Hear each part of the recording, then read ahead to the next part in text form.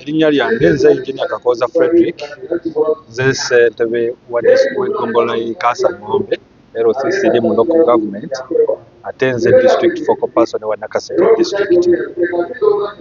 Tuli wano olwaleero mu lukiiko lw'ekibiina ekya National Unity Platform okuva mu constituency zonna essatu ezikola Nakaseke.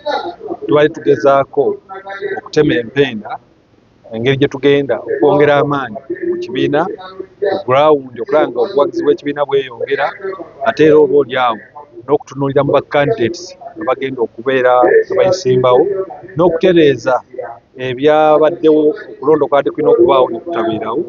Abantu baffe badde beetaaga okubaako bye bamanya era ge makulu g'olukiiko luno, era tukakasa nti ababaddewo bajja kutuusa bulungi amawulire, abantu baffe bagenda kutegeera kyekibadde olwaleero.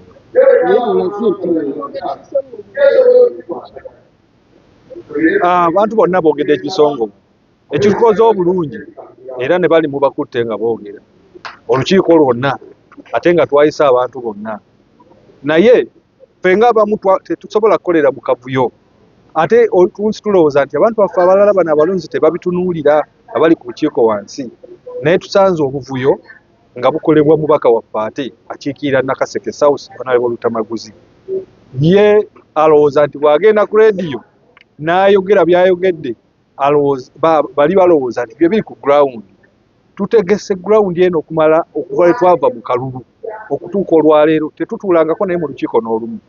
Era lwe twali tutuddemu basajja baali balutaddemu n'okulubuzaabuza nga bakubidde nannyini kifo nti DPC olukiiko aluyimiriza.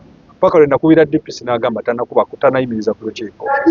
Ekyokubiri, ffe ng'abakulembeze mu kibiina ku level eya wansi tamanyi nti weetuli, era ye agamba ye nuupu ye mu Nakaseke district era ye opposition. N'olwekyo tubadde wano ng'owulira buli muntu awanda muliro, twagala kumanya kituufu Lutamaguzi ye nuupu, kituufu Lutamaguzi yasalawo, obuyinza bwe tukoleramu twabujja ku kitebe waggulu.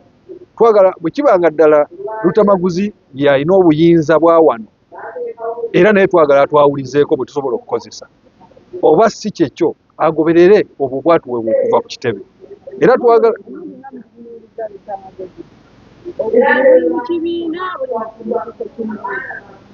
okusookera ddala saagala kugamba nti obuzibu buli mu kibiina. Ekisookera ddala Lutamaguzi mubaka wa Paalamenti, kino ekisanja ali mu kyakubiri, ate era abadde key player mu kulwanirira enkyukakyuka.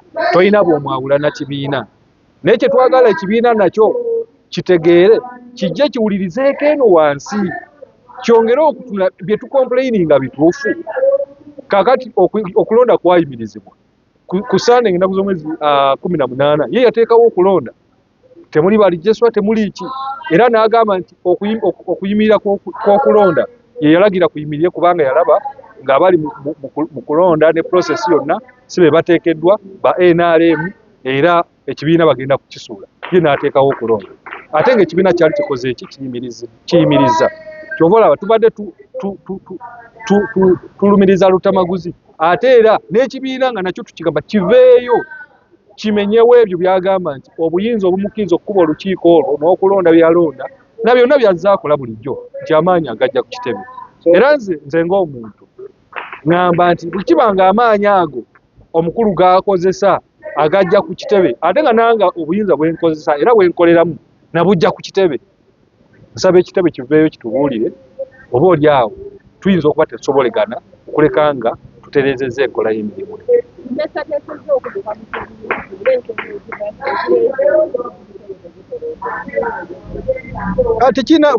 Tekiina bwe kiba nga ate twonoona kibiina nga tukinafuya, lwaki tukisigalamu? Tuba tulina okuvaamu, akyongerako akitwale mu maaso.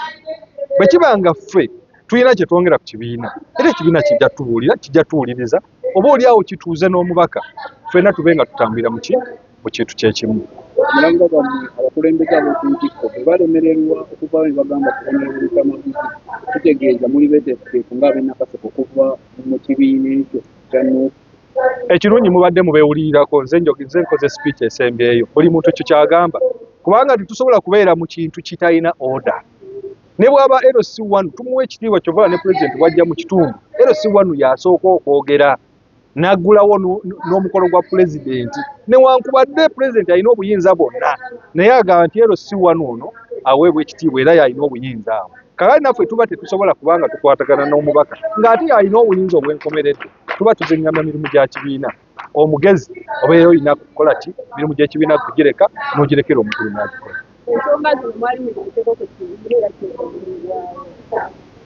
Ensonga zino zize zibaawo nze meeting zembaddemu nga nze omuntu n'abalala zirabika zisukka 5 muwuliddewo neyawandiika ebbaluwa n'agitwalayo nga yeemulugunya ku mubaka okugenda n'anoonyeza WNRM nga ye yeesimbyeyo ku kaadi ya National Unity Platform.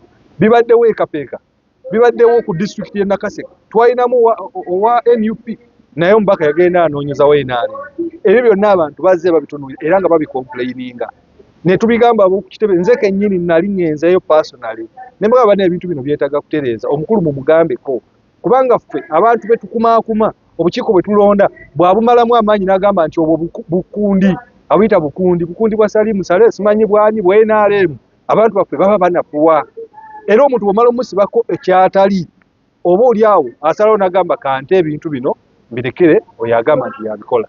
So nze ndowooza tugenze emirundi egiwerako ku kitebe kati tulowooza nti eddoboozi lyaffe linaawulikika tusaba ab'oku kitebe baveeyo boogere bagambe ku mukulu oyo nti abakulu abali eyo mu bukiiko obwo bw'olaba wansi bw'onyooma bakulembeze abaliwo mu mateeka era bakulembeze nabo abalina kye bongera ku kibiina bwe bataakola ekyo reaction mugirabye kyenkakasa obulungi nti kibiina tekijja kukyongera buwagizi. Atanga kasemba tukyawulekya okwawukana okuva kweyo oyinza okulowooza nti entalo zammwe ng'abantu kimu ekitenkalinga ate nga mukwogera ali mubadde mulaga bingi mulina ebitava ku individual naye ate